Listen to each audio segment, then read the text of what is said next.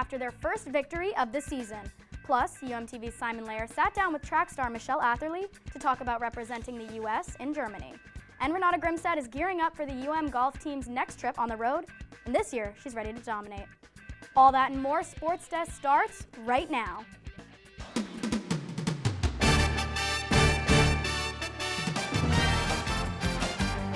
I'm Ed Reed, and you're watching Sports Desk.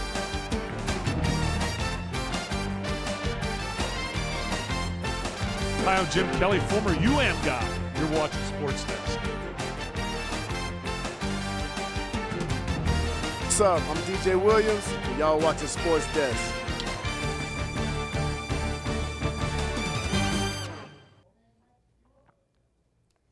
Hello and welcome to the first Sports Desk of the semester. I'm Charlotte Payne. And I'm Josh White. Charlotte, it's a great time of the year, and not just because Sports Desk is back. Yeah, Josh, football's also in full swing, and Canes fans were loud last Saturday. Yeah, that's right, Charlotte. Let's go to Hard Rock Stadium and check out the highlights between Miami and Bethune-Cookman from last week's game. Miami and Bethune-Cookman, first time Manny Diaz running out of the smoke as head coach at Hard Rock Stadium. DJ Dallas plows his way into the end zone early in the first quarter to put the Canes up early. But the ambassador wasn't done just yet. This time, Dallas sprints 51 yards down the sideline into the end zone for a score to put the Canes up 14-0. But why not score a third touchdown, Dallas said. He rocks the baby straight into the end zone to put the Canes up 21-0. Now Miami through the air. Jaron Williams throws it up top. KJ Osborne pulls it down for the touchdown. The Buffalo transfer, his first touchdown as a Hurricane. Now once again, this is just unfair. Mike Harley in the backfield, he's going to zip past the Bethune-Cookman defense all the way to the end zone, down the sideline, and that's his first touchdown. A theme here, folks. Now, you get a touchdown, Larry Hodges gets his first touchdown. The freshman tight end with a late score, that puts the Hurricanes up. They didn't look back. They won 63-0 to pick up Manny Diaz's first victory. The Canes dominated at Hard Rock last Saturday, and they're hoping to keep that momentum up tomorrow against Central Michigan. Our In the Trenches crew breaks down the keys for a win this weekend. Guys? Hello, everyone, and welcome to In the Trenches. I'm Simon Lair alongside football analyst Tommy Sullivan. Tommy, the Canes finally got their first win of the season last week. It took them 3 tries to get it. How'd they get it done against Bethune-Cookman? Yeah, as you mentioned, this was a long-awaited win for the Canes fans, and the way that the Canes were able to do it was just pure execution. They came out at that beginning of the game and were just able to take over from then on, and that starts with DJ Dallas at the running back position. Over 100 yards rushing on the day for him and 3 touchdowns. The key play of the game for him was a 51-yard touchdown that he was able to break, and that just kind of opened the floodgates for the Canes offense.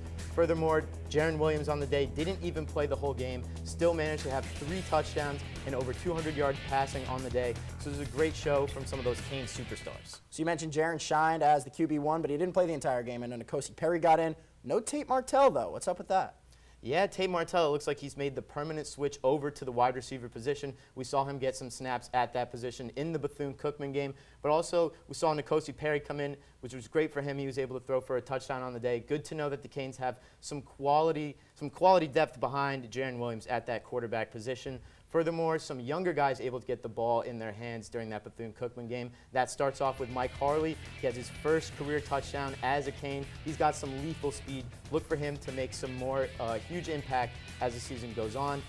Beyond that, you have Mark Pope, over 90 yards receiving on the day and more than 20 yards rushing. It was great for him to have a nice day. And then beyond that, we have Larry Hodges, the freshman tight end. He got 2 touchdowns on the day, so just a great showing for some of that young Canes talent. So a similar opponent this week, another non-Power 5 opponent in Central Michigan. How do we think it's shaping out on Saturday? I'm thinking it's going to be something similar to what we watched this past weekend. The Chippewas struggle against Power 5 opponents. Earlier this season, they played Wisconsin and were only able to put up 59 total yards of offense. That bodes well for the Canes defense. I'm thinking this one's going to be another blowout. I'm predicting a score of 53-10, and look for the Canes to just build some momentum and build some confidence here as they begin to start that long ACC schedule run. Well, there you have it. Canes looking for a second straight blowout. Thanks again, Tommy.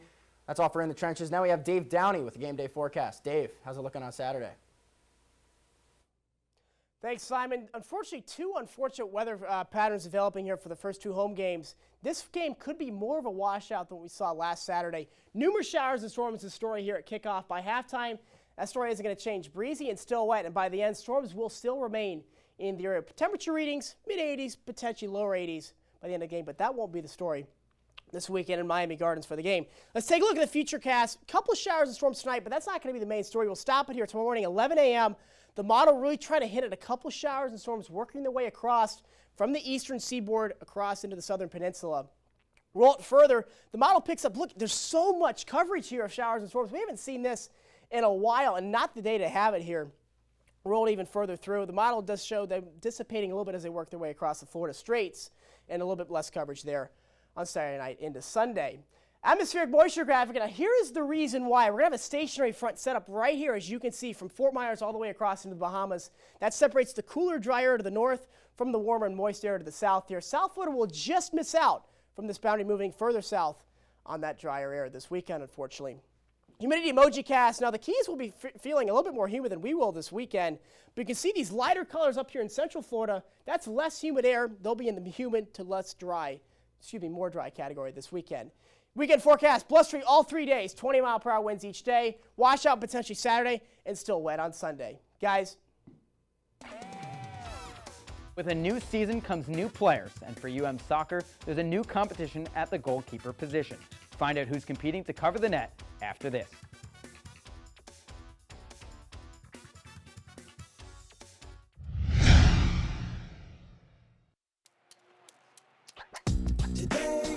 Yeah, salad on Saturday, fruit on Friday, throw a ball Thursday. Water Wednesday, touch your toes Tuesday, let's move Monday, sparkles next Sunday. 60 minutes of physical activity a day and eating well can help get your child healthy. So keep them active and eating well every day. Get ideas, get involved, get going at letsmove.gov. That's letsmove.gov. Hi, may I please have an application? Thank you.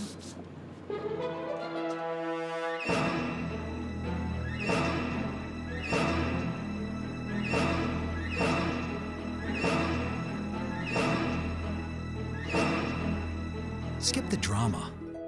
Get your diploma. Okay.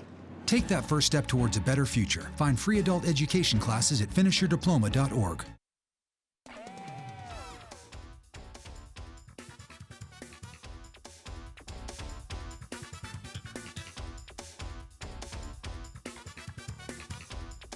Track and field star Michelle Atherley is looking to follow up her breakout 2019 season with an Olympic medal in 2020. And UMTV's own Simon Lair sat down with her this week. How'd that go, Simon? Yeah, Josh, it went great. Michelle Atherley's coming off winning a national title last year, and she reflected on that championship run with me this week. We also broke down what it will take for Atherley to qualify for next year's Summer Olympics. Let's take a look. If you didn't know her already, meet Michelle Atherley. The Florida native's 1-2 punch of a killer work ethic and unreal athleticism led Atherley to a breakout season in spring 2019. When it was all said and done, the ACC named Atherley the Track and Field Scholar Athlete of the Year, the highest honor possible for her conference. It was a very nice experience. It was something that I'll never forget, of course. And then it kind of just catapulted me into outdoor and then into USA Championships. And it was, again, filled with a lot of firsts this year. So I'm just really blessed that I had a support system and a coaching staff that pushed me and guided me. Atherley's trainers and coaches played a big role in that success, making a switch which ultimately helped the track star reach a whole new level in her sport.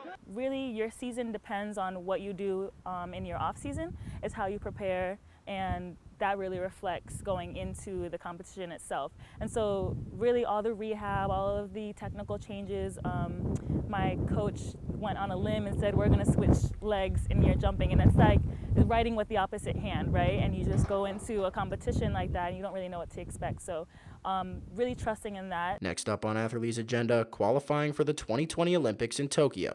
But that is no easy task. People are like, oh, you're going to the Olympics, right? And it's never, ever that simple, I think, for any sport. So particularly for track and field, it can be difficult to be a professional athlete just because there's not as much structure in the sport, especially in America.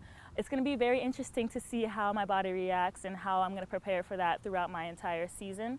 But I'm looking forward to competing with my team again and making sure I set myself up even more so than I did this year to be ready to compete with the people at the higher level and give my all at that qualifications. Michelle Atherley has turned herself into one of the most fearsome collegiate runners in the country. She dominated last spring, and if you're facing her on a track anytime soon, you should be petrified, because Michelle Atherley is just getting started. For UMTV, I'm Simon Lair. The Neil Schiff Tennis Center just got an upgrade thanks to former tennis player Wayne Boych and his wife Cynthia. This is one of the largest scoreboards at any collegiate tennis court in the nation. If you couldn't see the scores and highlights on the old one, you're not going to have a problem now. This massive board has one of the highest resolutions for a collegiate tennis facility. Boych is excited about the new addition and says he just wants to give the players the best environment to compete in.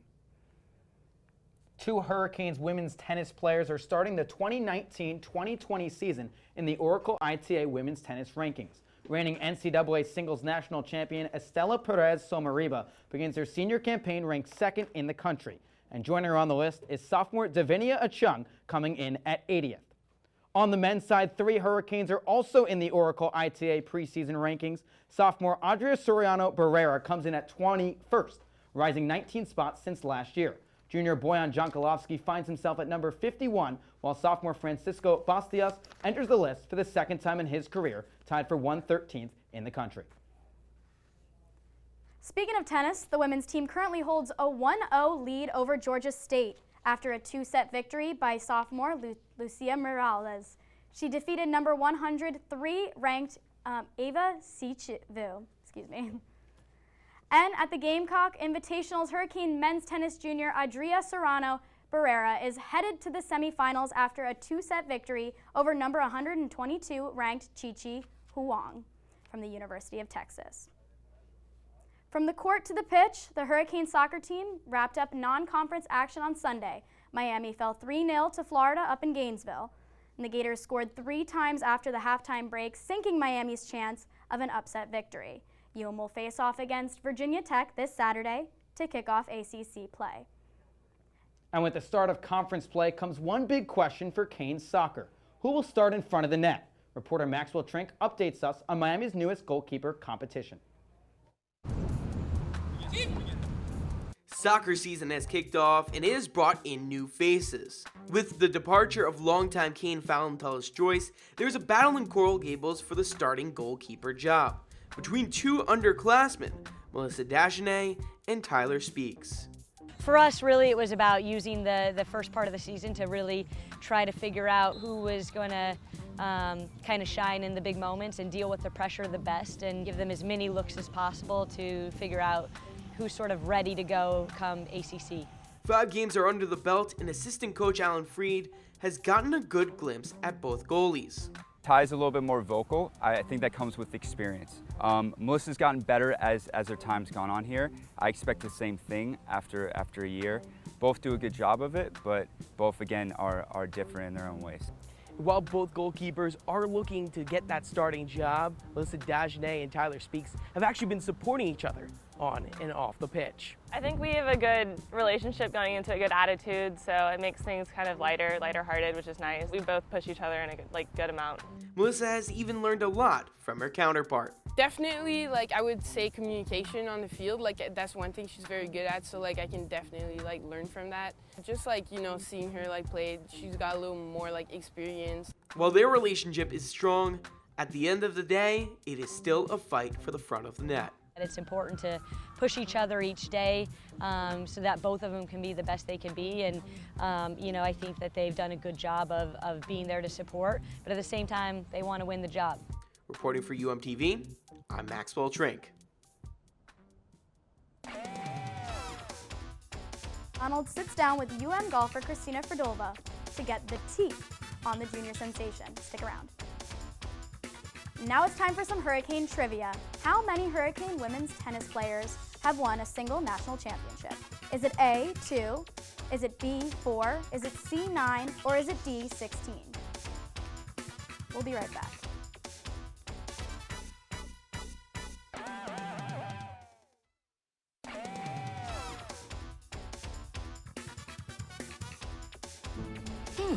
Maybe you can make retirement happen.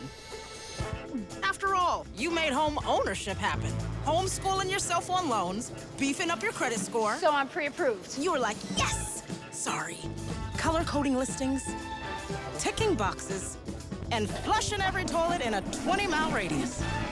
Home sweet home. You aced house hunting. Now get the tips you need to get on track at aceyourretirement.org. So guys, first show on the desk. How you feeling? Feeling good. I'm kind of petrified, but no one needs to know. Wait, are we live right now? We're live, No, Josh. No, I'm not sure. No, we are. All right. Oh! Checking your fantasy league? Nah, just my 401k statement. Nice. Where'd you find the money for that? I just been saving a little every month. I can't seem to save anything. Well, what about all this? What about the money you're spending? What money? It's gone before I can get my hands on it. I got a pizza for a Todd. Hey, can somebody spot me? When it comes to financial stability, don't get left behind. It's 547. Get tools and tips for saving at feedthepig.org.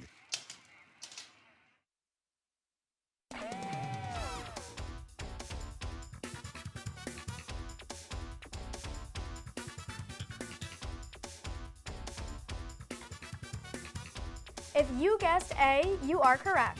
There have been 2 women's tennis players in Hurricane history to win a singles national championship.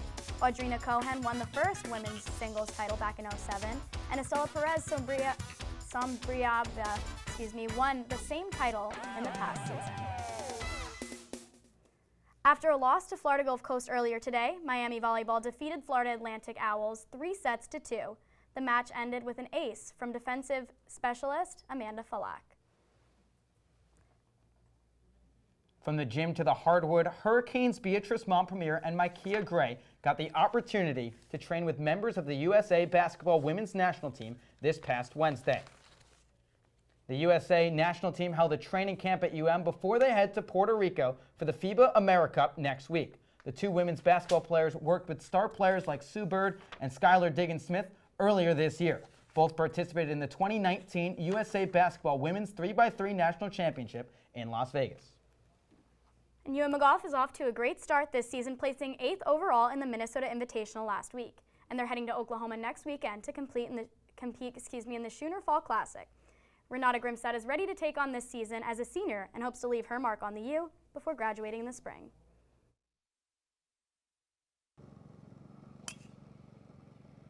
Renata Grimstad is back, and 4 years later, she feels that everything is finally in place. I came in as a freshman, very insecure.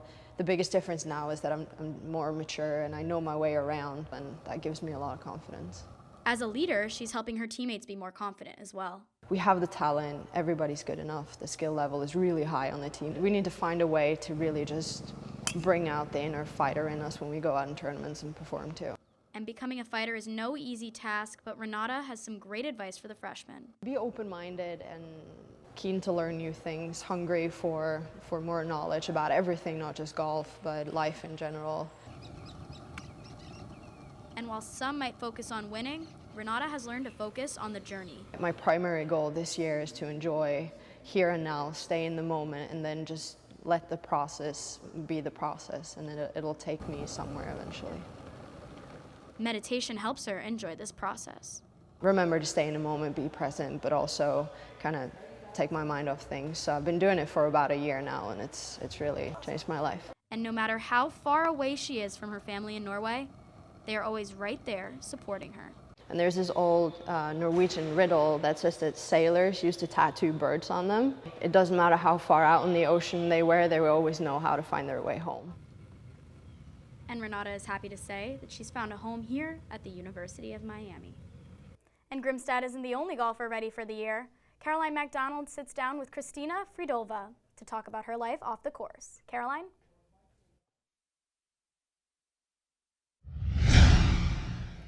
Hello, I'm Caroline MacDonald, and this is Athlete of the Week. Today we have Kristina Fridolva, one of Miami's star golfers. Now, Kristina, you're a long way from home. Born and raised in Prague, Czech Republic. What is the biggest difference from Prague coming to Miami? What's something that you were surprised about? Well, I was surprised about the feel and the atmosphere here. It's like a different kind of city. It doesn't really have much history to it, but it's pretty in its own way. I completely agree. So what's maybe one of your favorite places that you've come more accustomed to in Miami? What's something you and your friends absolutely love to do? I think we love to explore new brunch places and have brunches on the weekends when we have weekends off and we have time for ourselves. Sunday Miami brunch. What's your favorite brunch spot? Tell me.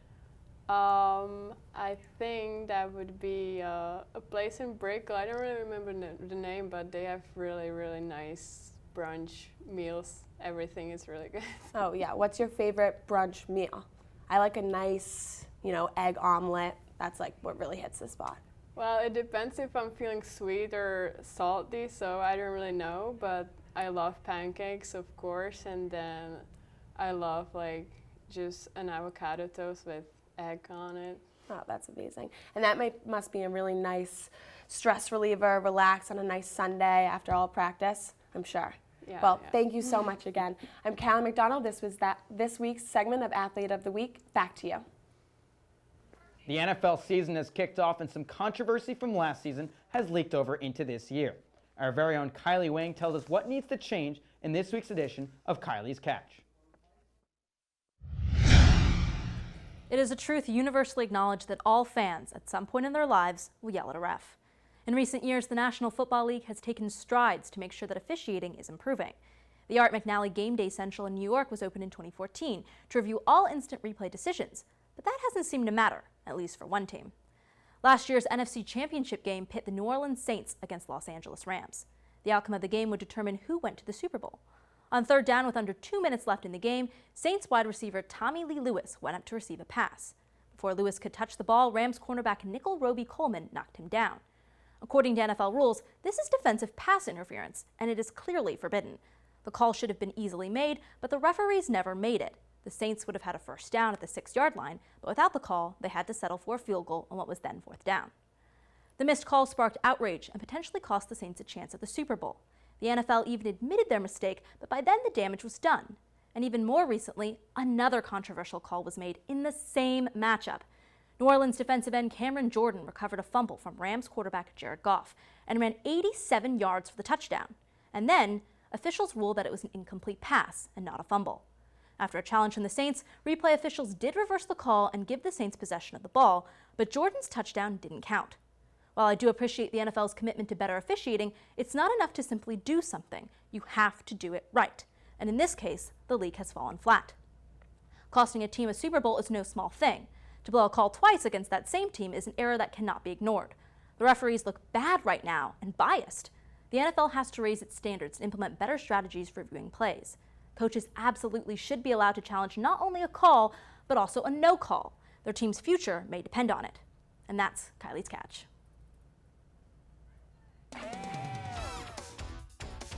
Dolphins are off to a 0-2 familiar start, but this year they seem to be historically bad. Our head-to-head team debates if these blowouts are ever going to stop. Don't go away.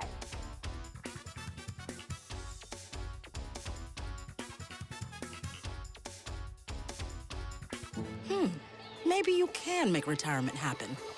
After all, you made this vacation happen. Double points with every purchase? Cleverly merging promotions. I love it. Cross-referencing travel sites. And booking all your flights with those... Vouchers.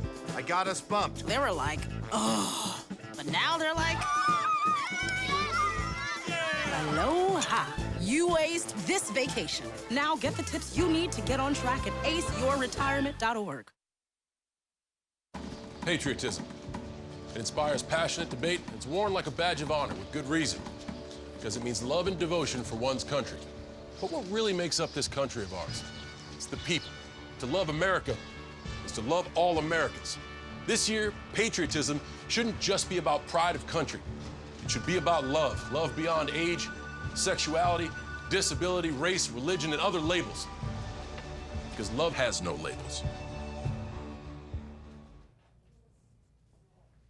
Let's take a look at what's going on this weekend in Miami athletics with this week's Hurricane Happenings. Women's tennis is in the middle of the Fall Miami Invitational this weekend at the Neil Schiff Tennis Center, facing FAU, FGCU, Georgia State, LSU, and Utah all throughout the weekend. And tomorrow, Canes football is set to host Central Michigan at Hard Rock Stadium. Kickoff is scheduled for 4 o'clock. The Miami Dolphins are struggling so far this season. They're 0-2, and fans are wondering what is keeping them from securing a win.